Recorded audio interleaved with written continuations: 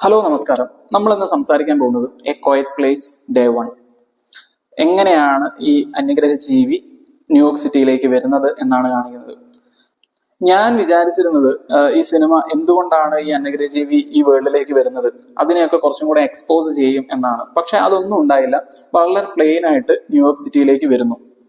അവിടെ ഒരു മാരകമായ ഒരു രോഗത്തിനടിമയായ ഒരു വ്യക്തിയുണ്ട്. പുള്ളിക്കാരിയിലൂടെയാണ് ഈ സിനിമ മുന്നോട്ട് പോകുന്നത്.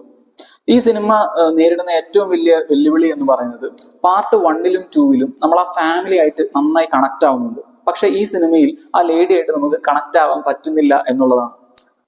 കൂടാതെ ഉദ്യോഗം ജനിപ്പിക്കുന്ന സീൻസ് ആണെങ്കിലും വളരെ കുറവാണ്. ക്ലൈമാക്സിനോടനുബന്ധിച്ചിട്ടുള്ള ഒരൊറ്റ സീനാണ് എനിക്ക് കുറച്ചെങ്കിലും അങ്ങനെ തോന്നിയത്.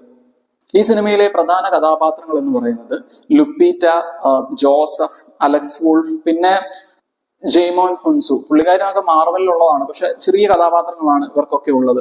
മെയിൻ ആയിട്ട് ഇതിൻ്റെ അകത്ത് വരുന്നത് ലുപ്പീറ്റയും ജോസഫുമാണ്. പിന്നെ ഒരു പൂച്ചയുണ്ട്. പൂച്ചേനെയാണ് എനിക്ക് ഈ സിനിമയിൽ ഏറ്റവും കൂടുതൽ ഇഷ്ടപ്പെട്ടത്. അന്യഗ്രഹ ജീവിനെ കാണിക്കുന്ന VFX ഒക്കെ കൊള്ളാം, പക്ഷെ ഒന്നുമില്ല, സ്റ്റോറി എന്ന് പറയാൻ ഒന്നുമില്ല. അതാണ് ഈ സിനിമ നേരിടുന്ന പ്രധാന വെല്ലുവിളി. എനിക്ക് ഈ സിനിമ ആവറേജിൽ താഴെയുള്ള ഒരു അനുഭവമായിട്ടാണ് തോന്നിയത്. നിങ്ങളുടെ അഭിപ്രായം കമന്റായി രേഖപ്പെടുത്തുക. വീണ്ടും കാണുന്നവരെ ബൈ.